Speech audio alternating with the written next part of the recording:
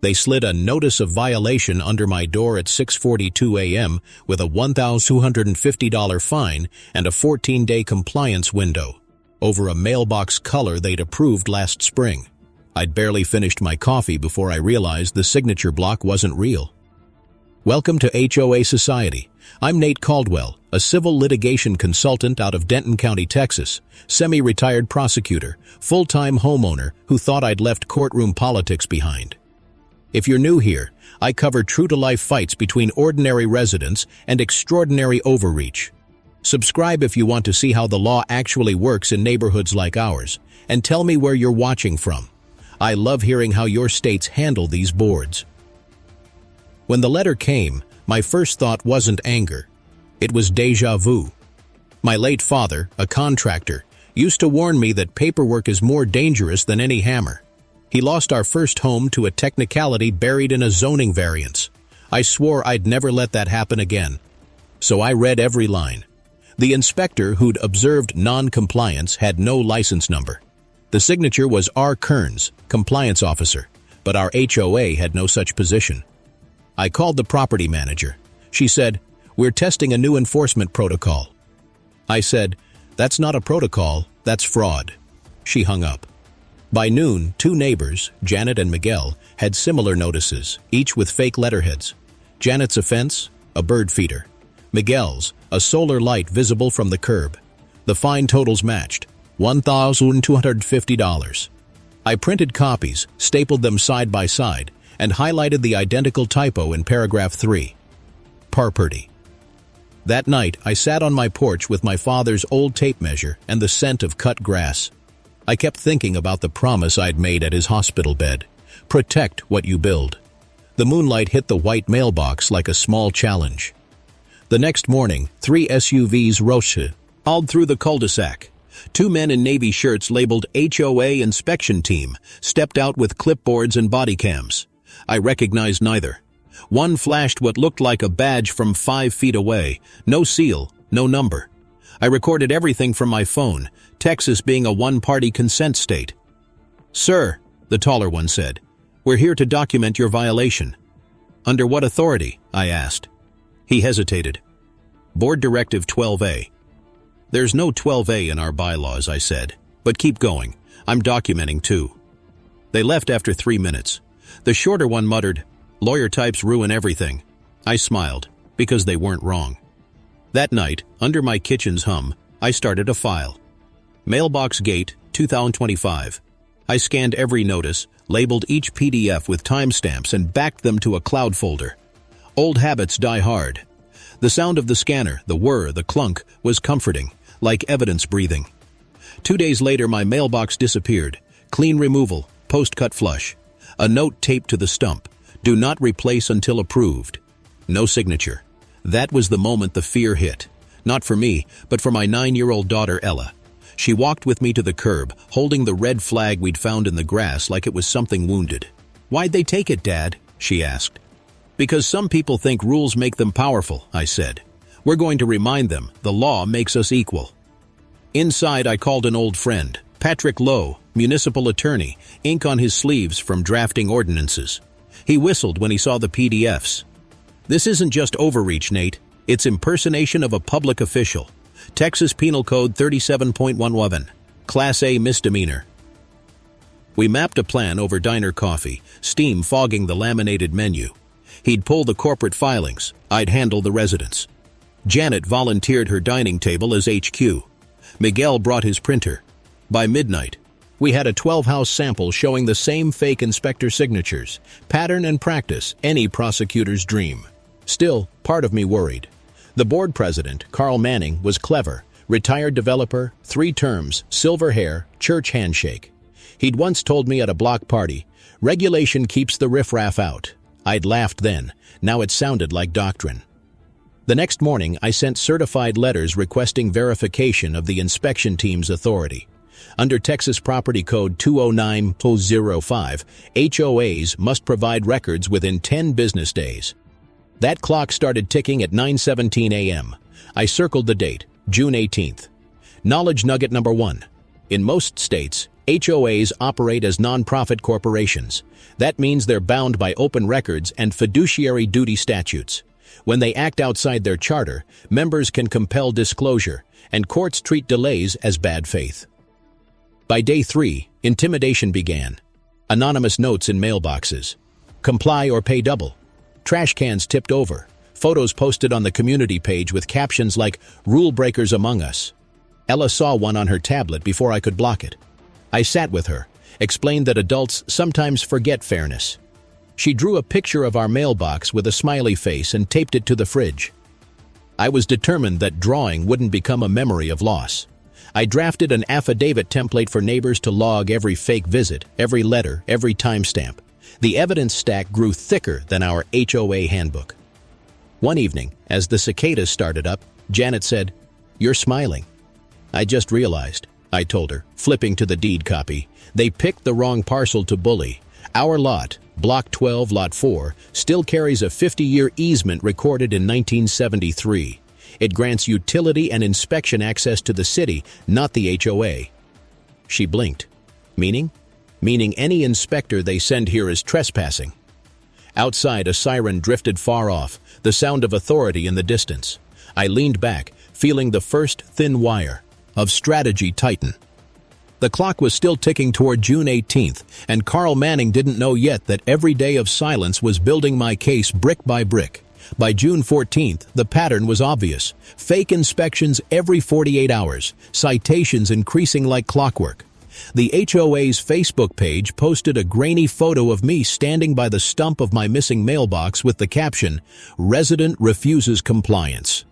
Neighbors scrolled past, afraid to comment, except Miguel, who wrote, "He's within his rights." The post vanished 10 minutes later. That night, I found a note taped to my door. "Your cooperation determines your fines." The handwriting looked rushed, heavy pressure on the downstrokes. Fear edged the corners of my resolve, but I remembered my dad's words. Never let them own your silence. So I documented that too. At dawn, I drove to the county records office. The clerk, Sandra, round glasses, hair in a bun, recognized me. "Another HOA mess?" she asked. I nodded. She rolled her eyes and fetched the parcel binder, a heavy thing smelling of dust and toner. We traced the subdivision's history from the original developer plat in 1971 through amendments in 1989 and 2004. Then I saw it, a clause titled Municipal Access Reservation. It confirmed what my easement note suggested. The HOA had zero inspection rights on private parcels fronting municipal-maintained roads. Sandra printed the page, stamped it certified, and slid it across the counter. "Frame it," she said. When I left the building, the Texas heat hit like a wall, the asphalt shimmering. I sat in my truck, AC blasting, holding that stamped sheet like a shield. Back home, 2 black SUVs idled at the gate again. This time they had compliance detail magnets slapped on the doors. I parked, got out, and started filming. "Gentlemen," I said, "you're on municipal property. Any action you take without authority constitutes trespass under Penal Code 30.05. The taller one, same as before, spat on the gravel. "We'll be back with the board's approval." "Bring a warrant," I said, voice steady. They left in a cloud of dust. That evening, I met with Patrick again at a diner that smelled of fried okra and burnt coffee. I laid out the easement document, the fake notices, and a map of the subdivision. He leaned in. "They're impersonating municipal officers and enforcing void penalties. That's criminal exposure, Nate. But if we go public too early, they'll spin it as homeowner hysteria." "So we wait?" "We prepare," he said. "Let them keep digging. Every action strengthens your case." He was right. Patience wins trials. But waiting meant more harassment. The next morning, my neighbor across the street, a widowed veteran named Earl, found his porch light smashed. Then Janet's recycling bin disappeared.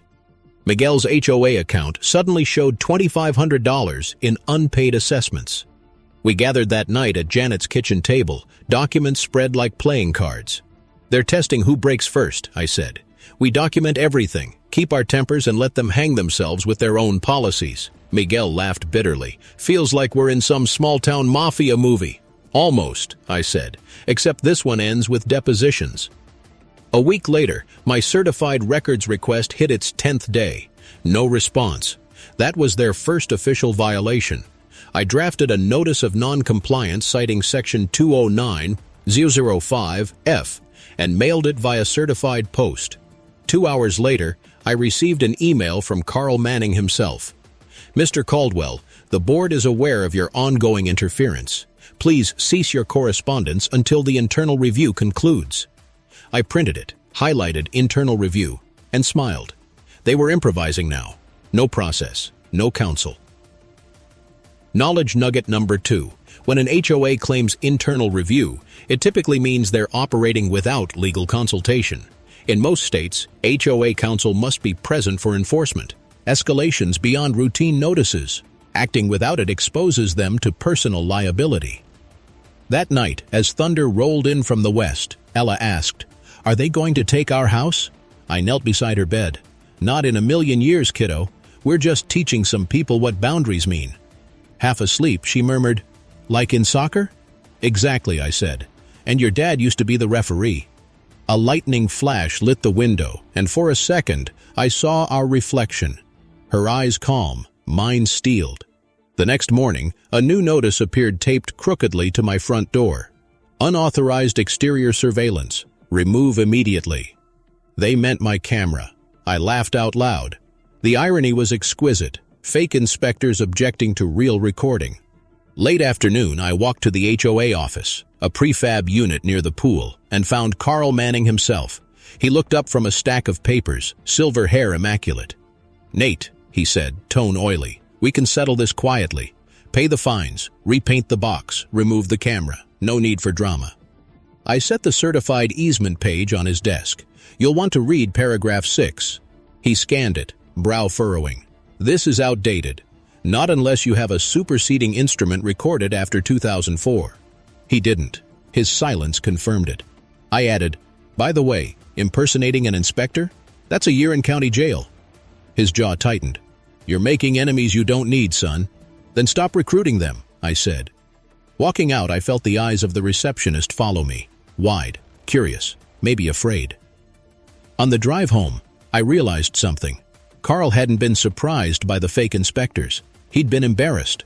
Someone on that board had gone rogue, or worse, he'd authorized it.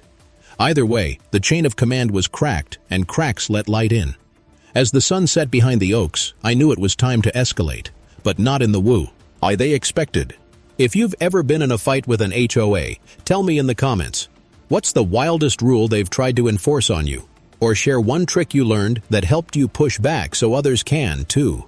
And if you've never faced one, leave your message for the HOA lurkers reading this. They always do. That night, I bought a used file cabinet from a yard sale and set it in my garage. Label maker in hand, I started building my fortress. Easements, fines, correspondence, photos, meeting logs. The rhythmic click-clack of the labels was the sound of order reclaiming territory. When the cabinet filled, I locked it and slid the key onto a chain around my neck. Somewhere deep inside that metal drawer lay the first thread of their undoing, and I planned to pull until the whole fabric gave way. By June 20th, the tension in our cul-de-sac felt physical, like humidity that never lifted. You could hear garage doors open and close without greetings, sprinklers humming as if to fill the silence people were afraid to break. Then Miguel texted me a photo at 8:17 a.m. An HOA truck parked on my curb, an orange sticker slapped to my driveway. Pending lien review. That was their first real escalation. Under Texas law, a lien requires notice, vote, and due process.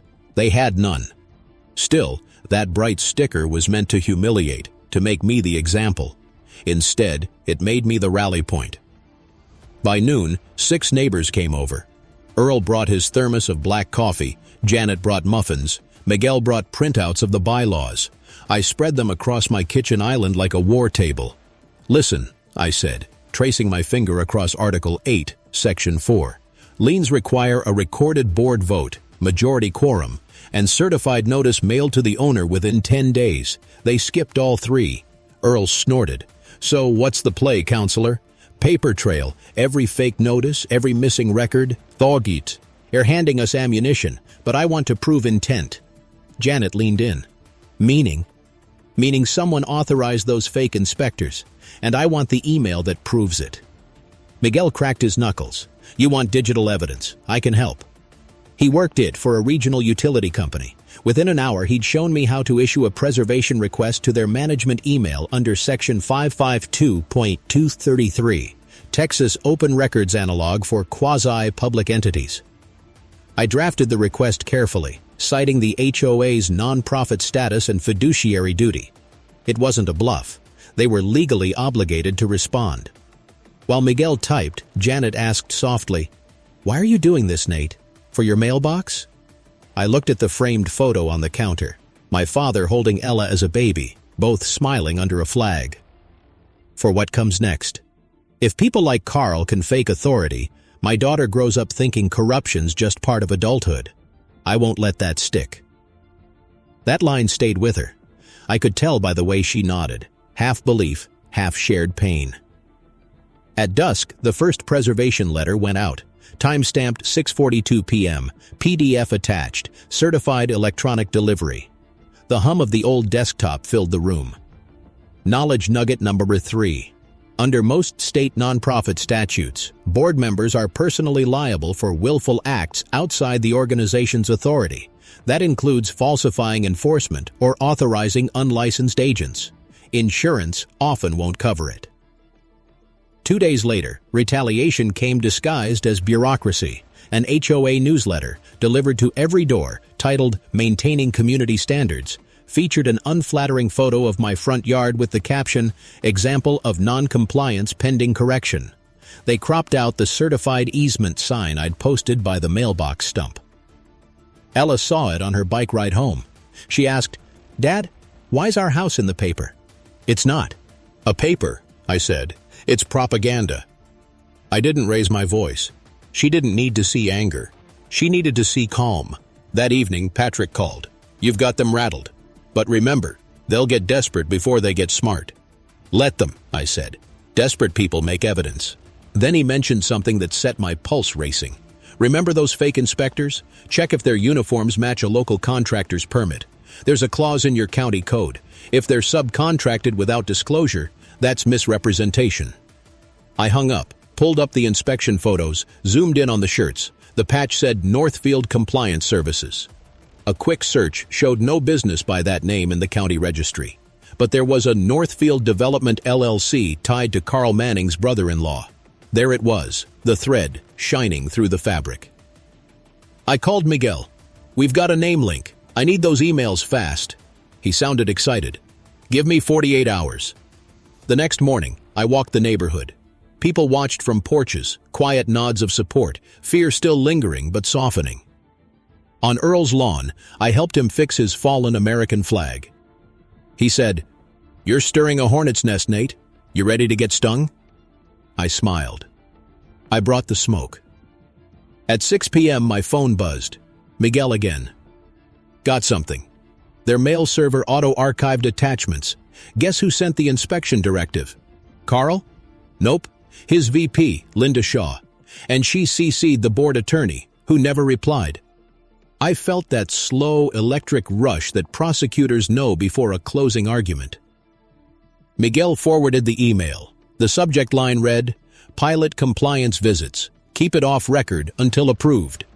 That phrase, "keep it off record," was a confession wrapped in bureaucracy.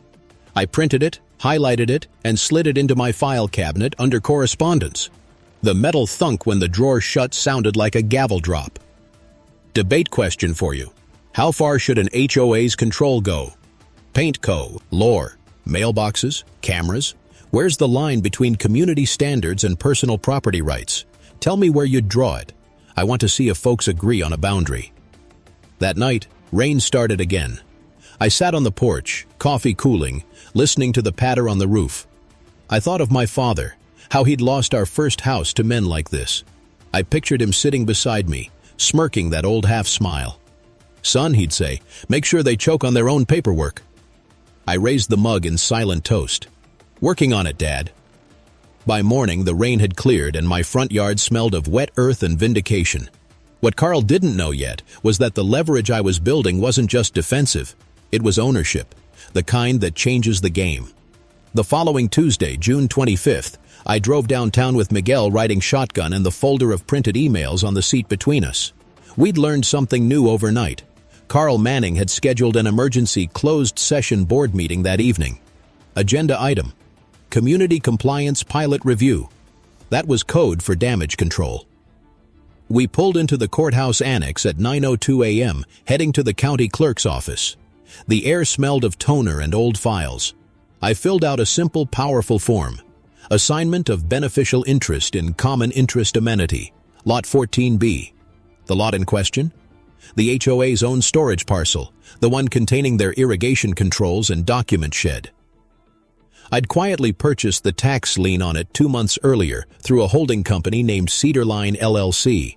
I'd found it while combing county delinquency lists for patterns. $1,162 in unpaid taxes from 2023. Nobody noticed. Now the lien was mine, and with it, temporary rights of possession. That was my secret leverage. Reversal number 1 was about to hatch. By noon, the stamped assignment sat in my glove box. Miguel looked stunned. "You own their roll lot?" "Temporarily," I said. "They can redeem it any time, but they'll need to deal with me lawfully to do it." He laughed. "You're terrifying when you smile like that." I shrugged. "Just thorough." Back home, I drafted a notice of possession and posted it on the fence around Lot 14B. A simple line: access by written permission only. Owner, Cedarline LLC. I signed it with my neatest pen stroke. The symbolism wasn't lost on me. The very parcel from which they'd authorized fake inspectors now legally belonged to the man they'd targeted. By dusk, I knew Carl had seen it. My ring camera caught him standing by the fence with 2 other board members, whispering. He tugged at the lock on the gate, then stepped back as if the metal itself burned him. That night, he called. "You think you're clever, Nate," he said. His voice was strained, more brittle than angry. "No, Carl," I said. "I think I'm lawful." "You're obstructing association operations." "I'm preserving them," I replied.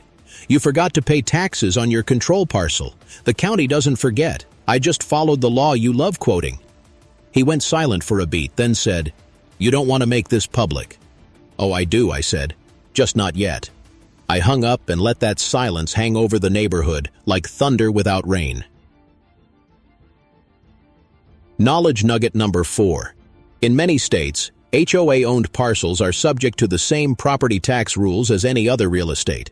Failure to pay can lead to lien assignment, and whoever holds that lien can lawfully restrict access until redemption. The next day, retaliation escalated. 2 inspectors, real ones this time, from the county code department, showed up, apologetic but firm. "We received an anonymous complaint about unsafe fencing," one said. "Anonymous?" I asked. He nodded. "Happens all the time. HOA disputes. We just have to close the loop." I led them around, showed permits, documents, everything in order. Before leaving, one of them muttered, "You're not the first homeowner we've seen targeted by this board." When they left, I called Patrick. "They're desperate, man. Anonymous complaints now." "Good," he said. "They're sloppy. Each false report is another exhibit." That evening, Janet brought over brownies and the latest HOA newsletter. Headline: Unauthorized ownership claim threatens common property. I laughed so hard I almost choked on a crumb. "They're panicking," I said. "They just admitted the parcel wasn't paid up." Miguel grinned. "So what's next?" "We let them call a vote," I said, "and we make sure the county inspector's there when we hand them their own notice." He raised an eyebrow. "A showdown?" "Public, documented, and by the book," I said. "They'll bring the board. I'll bring the law." Debate time for those watching. How far should an HOA's authority go when enforcing payments or liens? Should they have the same leverage as a bank, or should residents get independent oversight? Drop your thoughts below, because that's the question real communities face every day. As the week stretched on, Carl's tone shifted from smug to brittle. I caught him pacing near the clubhouse one evening, phone pressed tight to his ear, whispering into the sunset. I imagined the conversation, his lawyer warning him about breach of fiduciary duty, the insurance carrier hinting at non-renewal. It was working. The dominoes were tilting. Still, I knew this fight wasn't just mine. It was every quiet resident who'd swallowed an unfair citation to avoid conflict. I wasn't doing this to burn the HOA down. I wanted to rebuild it into something that actually protected people. On June 30th, the HOA posted notice of a special member meeting for July 5th at 7:00 p.m. Agenda: discussion of unauthorized parcel actions compliance policy review. Perfect. That would be the public set piece, the night the paperwork hit the podium. I stood in my garage, listening to the crickets, sharpening the edges of my plan. And every printed page, every notarized document, every timestamp was now a blade ready to cut through pretense. And as I closed the file drawer, the click echoed like a countdown. July 3rd felt like the kind of stillness before a storm. Clear skies, too quiet, the air thick with waiting. The HOA meeting was 2 days away, and I could feel Carl's people circling, trying to smoke me out before the showdown. That morning, I woke to find a red notice to cure taped to my garage door. It accused me of defacing association property by posting signage on shared perimeter fencing. They meant the notice of possession on Lot 14B. The letter was hand-delivered, unsigned, and typed in the same font as the fake inspector notices. It almost made me laugh. Almost. But then I saw the smaller note tucked underneath. You can still walk away. That one wasn't funny. I scanned both, added them to the retaliation folder, and called Patrick. "It's getting personal," I said. He exhaled over the line. "That's intimidation, not enforcement. Don't bite. Keep everything by the book." By noon, I started documenting every car that passed my house. Time, make, plate partials. It wasn't paranoia, it was preservation. Then at 4:22 p.m., Ella's babysitter called. "Nate, there are 2 men asking about your address. Say they're from compliance. I told them you weren't home and shut the door." My throat tightened. Did they say what they wanted? One of them said, "Tell him this ends Friday." Then they left. I pulled my truck keys off the hook so fast the ring snapped. The gravel crunched under the tires as I drove home. When I turned onto our street, the cul-de-sac looked normal, peaceful even. But every shadow felt loaded. Inside, Ella was fine. Crayons scattered across the kitchen table, drawing her usual houses with big smiling windows. I hugged her longer than she expected. She asked, "Did they fix the mailbox yet?" "Not yet, sweetheart," I said. "But soon, real soon." After she went to bed, I poured a cup of stale diner coffee and stared at my file cabinet. The fear wasn't for my safety, it was for hers. I wasn't going to let a cabal of petty tyrants teach my daughter that intimidation wins. So I planned. I rechecked the easement deed, the lien assignment, the certified records request. Everything was airtight. All that remained was the presentation. July 4th passed in a haze of fireworks and whispered support. Neighbors I barely knew walked by and nodded, a quiet kind of solidarity. Janet brought over a flag cupcake tray and said, "If you need us Friday, we'll be there." "Just bring your phones," I said. "Record everything." The morning of the 5th, I woke before sunrise. The air smelled like dew and diesel from the early garbage trucks. I ironed my shirt, tied a navy tie, old courtroom habits, and placed my father's silver pen in the pocket. By noon, I had printed 15 copies of every relevant document, each stapled in exact order, labeled Exhibit 1 through 12. At 5:30 p.m., I loaded everything into a black briefcase. As I closed it, the metal latch snapped with a satisfying click. That sound, sharp and final, cut through the unease. Patrick called one last time. "You sure about going public tonight?" "I'm past sure," I said. "It's time they learn what accountability sounds like when it's read into record." "Then read slow," he said. "Let every word land." Before heading out, I checked on Ella again. She was playing in the yard with Janet's grandson, laughter bouncing off the fences. I called out, "Be good." She waved back, her smile brighter than any verdict. Driving to the clubhouse, I could already see cars lined up along the road. Maybe 40 residents, some curious, some angry, some scared. I parked, grabbed my briefcase, and walked across the gravel. The crunch beneath my shoes echoed like footsteps to a courtroom. Inside, the board sat at a folding table draped in blue cloth. Carl at the center, Linda T. Oh, his right, 2 members flanking. A microphone on a plastic stand waited at the podium. The smell of old coffee and dry paper filled the room. "Mr. Caldwell," Carl said, smiling that politician's smile, "we appreciate your attendance. Please keep remarks to 5 minutes." I set the briefcase on the podium. The latch opened with a soft pop. I'll need 8. A few chuckles from the crowd, then silence. But before I could begin, the room lights flickered, then steadied. It felt cinematic, almost planned. Carl leaned back, smirking. Make it quick. I took a breath. 3 weeks ago, you sent unlicensed inspectors onto private property. You fined residents based on fabricated citations. You ignored record requests mandated by state law. Tonight, I'm presenting evidence proving that this board authorized those acts. He tried to cut me off, but the microphone squealed before him. A lucky break. I raised the stamped deed of Lot 14B. You also failed to pay taxes on the HOA's own control parcel, which I lawfully purchased through lien assignment. As of this afternoon, that lot, your operations hub, is under my possession. Meaning, every sprinkler, every storage file, every lock is mine until redeemed. Gasps from the audience. Carl's face went pale. Additionally, I continued, I've documented 32 instances of selective enforcement and 3 impersonations of public officers. All time-stamped, photographed, and notarized. He slammed his palm on the table. This is grandstanding. Correction, I said, voice calm. This is accountability. That's when the door opened behind me and a uniformed county inspector stepped in, the same one who'd visited over the anonymous complaint. He nodded to me, then addressed the crowd. We've verified Mr. Caldwell's parcel ownership and reviewed the cited easements. His claims check out. Neutral authority. Perfect timing. The room erupted. Whispers, gasps, a few claps. Carl sat frozen, his pen tapping against the table like a nervous tell. Debate question for you. Value. What do you think the punishment should be when an HOA board uses false inspectors or intimidates residents? Jail? Fines? Removal? Drop your verdict below, or at least like the video, so others see how these stories end. I gathered my documents, closed the briefcase, and looked Carl in the eye.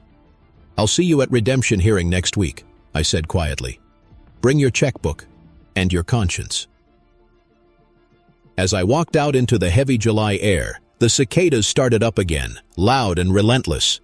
For the first time in weeks, the night didn't feel hostile. It felt earned. The morning after the meeting, I woke to find 3 separate voicemails waiting. One from Carl, one from Linda, and one from a number I didn't recognize. The unknown one came from the HOA's insurance carrier. That was how you knew the dominoes had started falling. When the insurer called first, you weren't fighting people anymore. You were fighting paper. Carl's message was short, brittle. You made your point, Caldwell. Let's be adults about this. Linda's was worse, half anger, half plea. You've embarrassed us in front of the community. Please, can we resolve this quietly? And then the adjuster. Mr. Caldwell, this is Kent from Archway Mutual. We're conducting a review of your association's DO policy. Could we schedule a statement from you regarding last night's disclosures? That one made me smile. The insurer doesn't call unless they smell exposure. By noon, my mailbox, now replaced, freshly painted, held 3 envelopes. 2 were anonymous, notes of thanks. The third was a letter from the county inspector confirming their validation of my claim. I read it twice, folded it neatly, and slid it into the authority folder in my cabinet. Still, peace wasn't quite here. I could feel a shift in the neighborhood. Some residents walked by with quick nods. Others looked away, torn between relief and fear. The board had ruled this place for a decade. People weren't used to seeing them lose. Miguel stopped by with a USB drive. Email logs, he said. Linda forwarded Carl an attachment last week labeled Press Statement Draft. It's basically an admission. They plan to frame your lien as criminal interference. I opened the file and laughed softly. They really thought PR could fix property law. He grinned. Guess they didn't expect you to fight with both statutes and metaphors. We sat on the porch, the smell of rain still in the air, watching kids play down the street. For the first time, there was laughter again, tentative but real. At dusk, Janet walked over holding a folded flyer. They've scheduled an emergency election, she said. Carl's calling it a confidence vote. Good, I said. He's giving me a public forum again. But that night, I couldn't sleep. Every creak in the house felt like an echo of what might come next. I checked the locks twice, watched the porch light reflect on the new mailbox's silver flag.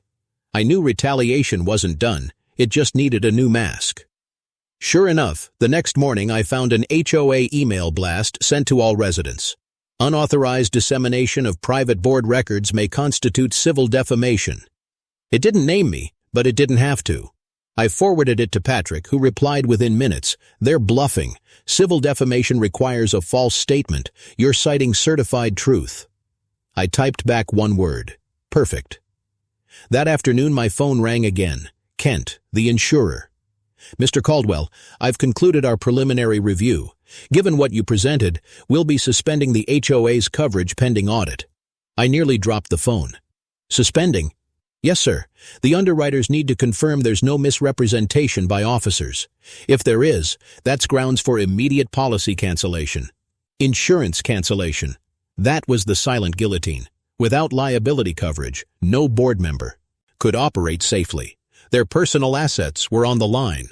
That was the true reversal number one. By evening, word had spread.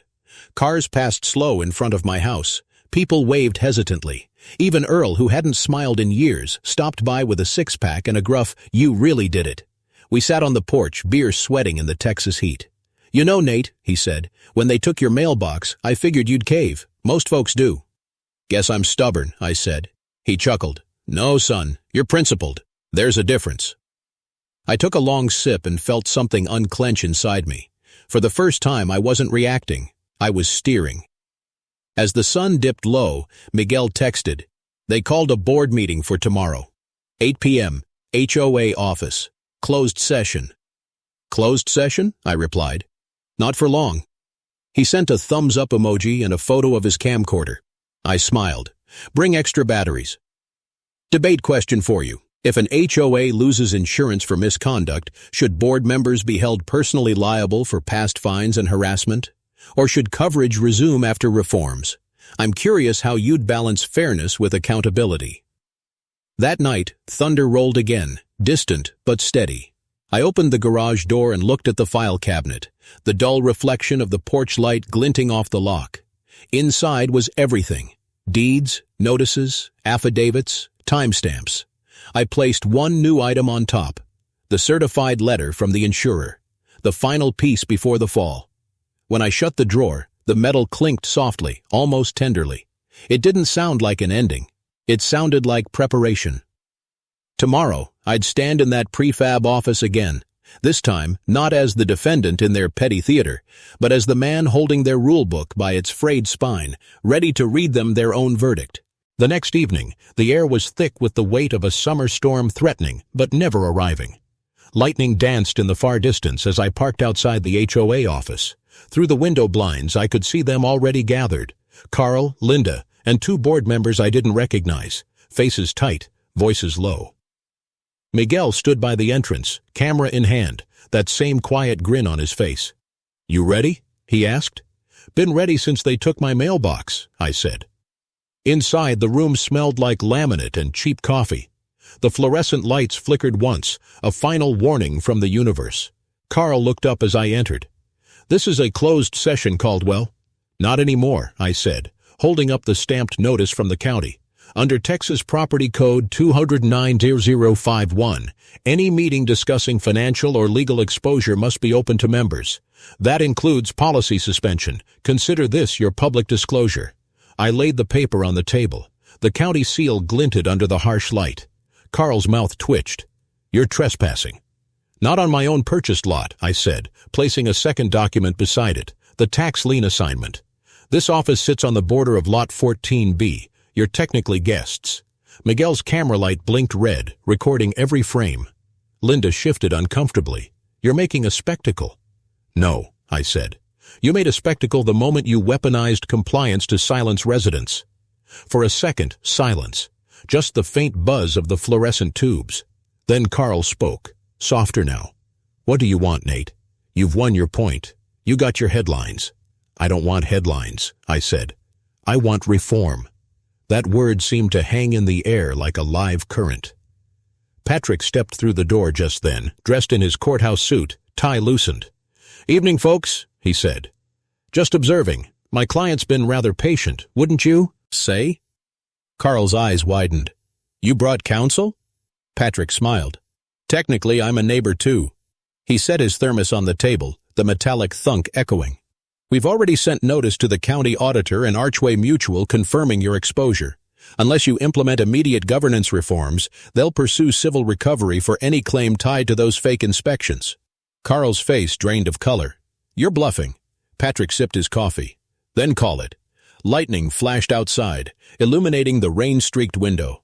I took out my folder and slid one final sheet forward. A petition signed by 46 homeowners requesting board recall under Section 209057. "That's a quorum," I said quietly. "We vote tonight." He stared at the signatures, the neat ink lines marching across the page like a verdict already written. "Half this neighborhood is tired of being ruled through fear," I continued. "You can step down gracefully, or we can make it public that your insurer suspended coverage and your inspections were illegal."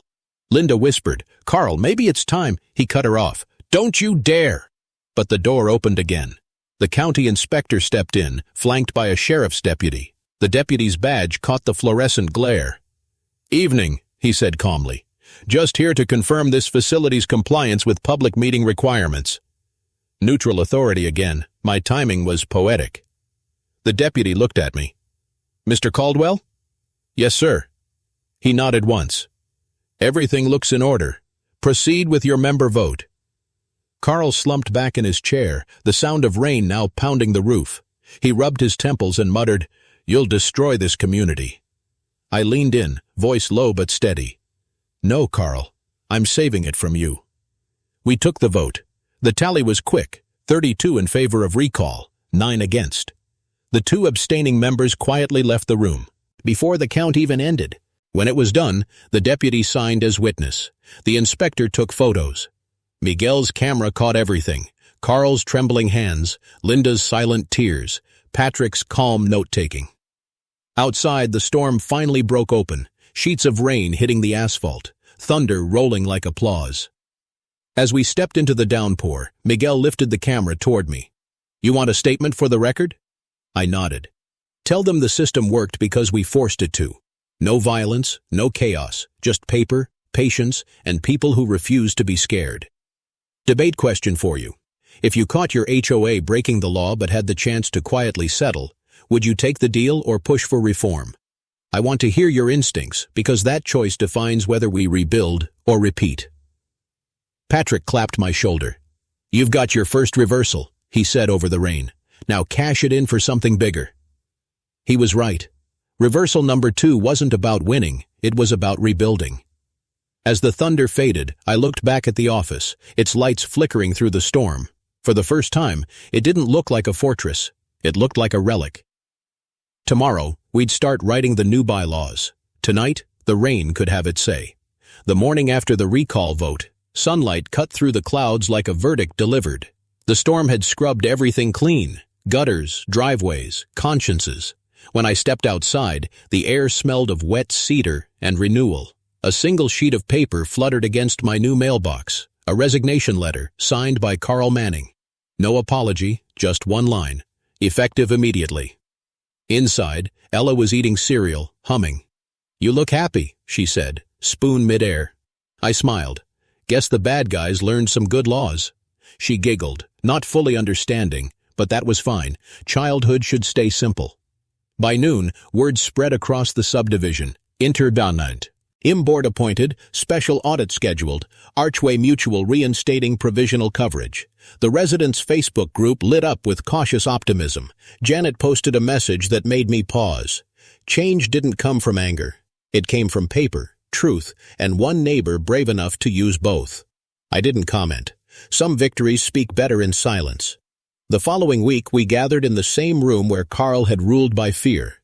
This time, the chairs were rearranged in a circle. Patrick sat beside me, sleeves rolled up, pen tapping a steady rhythm on his notepad.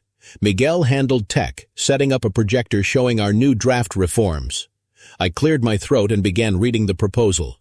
Article 1. Term limits. No board member shall serve more than 2 consecutive terms. Article 2. Mandatory open records portal accessible to all residents. Article 3. Annual independent audit, published and distributed electronically. Article 4. Ethics committee composed of 3 non-board residents, rotating every 12 months. The motion passed unanimously. Reversal number 2 was done, not revenge, but reform. Patrick leaned back, grinning. You realize you just turned this HOA into a model charter? I laughed. Let's hope the virus spreads. Miguel stood up, holding a small USB drive.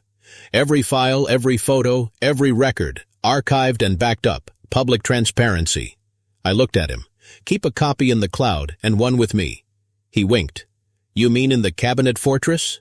Exactly. After the meeting, a woman I'd never met approached me. My husband and I moved here last year, she said, voice trembling. We thought we made a mistake buying into this place. Thank you for proving good neighbors exist. That hit deeper than any legal win. A week later, local news picked up the story. Denton resident exposes HOA fraud, prompts governance overhaul. The headline ran with a photo Miguel had taken of me dropping a certified letter into the mailbox, the same one they'd torn out weeks earlier. Poetic symmetry. The article's final line read, Caldwell declined comment, citing ongoing audits, but noted that the best revenge is a better rulebook. Community meetings became civil again. Kids biked freely, flags flew without complaint, and people actually greeted each other. We organized a restoration day. Neighbors repainting curbs, replanting flowers, fixing what fear had let rot. Even the deputy who'd validated our vote came by to shake hands. One night, sitting on my porch with Patrick and Earl, I watched the lights flicker across yards and said, Funny thing, justice sounds a lot like peace and crickets. Earl raised his beer. And paperwork, he added. We laughed until the porch light flickered out, not from fear this time, but from age.